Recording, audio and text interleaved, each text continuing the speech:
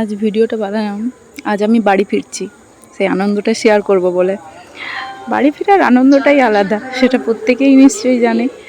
আগে যখন স্কুল কলেজে যখন হোস্টেলে থাকতাম, তখন ওই হোস্টেল থেকে যখন বাড়ি ফিরবো তার আনন্দটাই আলাদা। আর যখন যাওয়া হয় তার একটা আলাদা কষ্ট, সেটা আর বলছি না, থাক, আনন্দের দিনে আনন্দই বলি। তো এ তো স্টেশনে এসছি, রানীগঞ্জ স্টেশনে। ও ট্রেন দিচ্ছে হাঁ হয়ে, স্টেশনে ওয়েট করছি। আমাদের ট্রেন অ্যানাউন্স করেছে, এবার আসবে। আর চলে এসছে ট্রেন।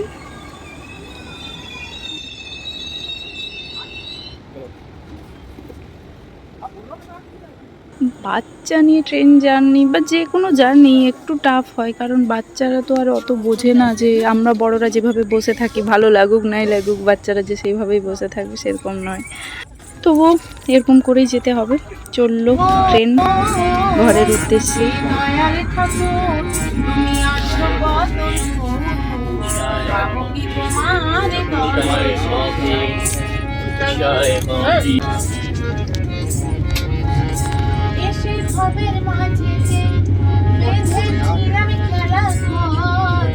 বেলা শেষে শিখি দয়াল সবাই আমার কি ভুল করেছি আমি, কি ভুল করেছি আমি সারাটি জীবন।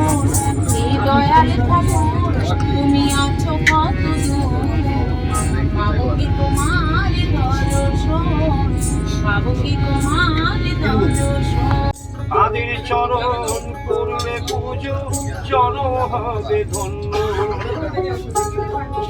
মা বাবার মতো দেবতা যে এই যে কোন বাবা মা কিনা।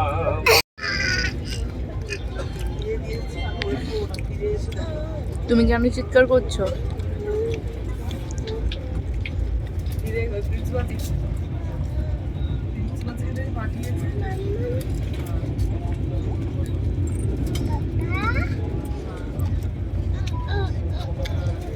দাও বলো, দাও দাও দাও। ঝালটা দিলেও খাবে।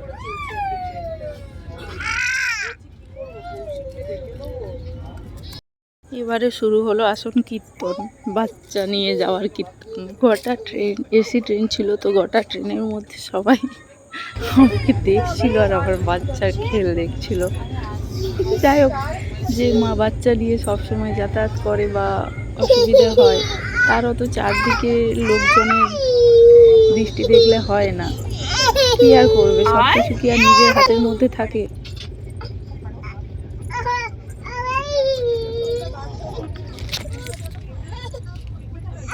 চেষ্টা করি, আর কি করা যাবে, এইভাবেই যেতে হয়।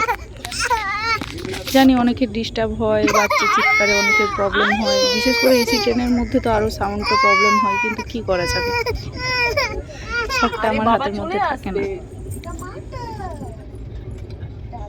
আমরা রানীগঞ্জ থেকে ট্রেন ধরেছিলাম, এসে নামলাম হাওড়াতে।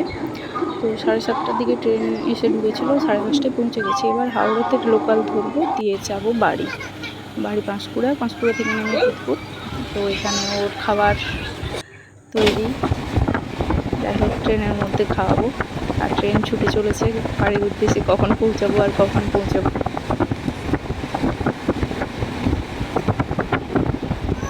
লাস্ট অবধি পাঁশকুড়া পৌঁছেই গেলাম।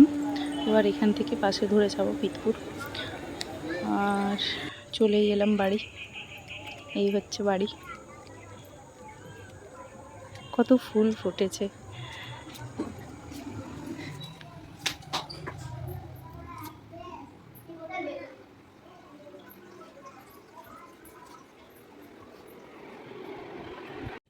বাড়িতে এসে ছাদে এত ফুল গাছ দেখে ওর শুরু হয়ে গেছে কাজকর্ম করা, ফুল ছিঁড়ে সে পুজো করছে। পুজো করা শুরু হয়ে গেছে। ফুলের গাছে থাকবে না, সব ওই পুজোর তুলসী তলাতেই চলে যাবে।